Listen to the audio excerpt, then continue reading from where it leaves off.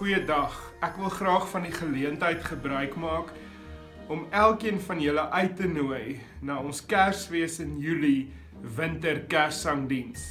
Kom vier saam met ons, kom herdenk, kom beleef en ervaar die lewensveranderende boodskap van Kersfees in die hartjie van die winter. Dit vind plaas op 24 Julie in die oggenderediens om 9 uur. Ook die kinders en die kleuters gaan in hulle betrokke dienste die boodskap van Kersfees weer hoor en vier. Ons gaan ook die ark omskep in ons eie deeghuis. Ons gaan lekker saam kuier na die tyd en vra daarom dat elkeen van julle asseblief een of ander gebakte produk sal bring, soos muffins of cupcakes of brode.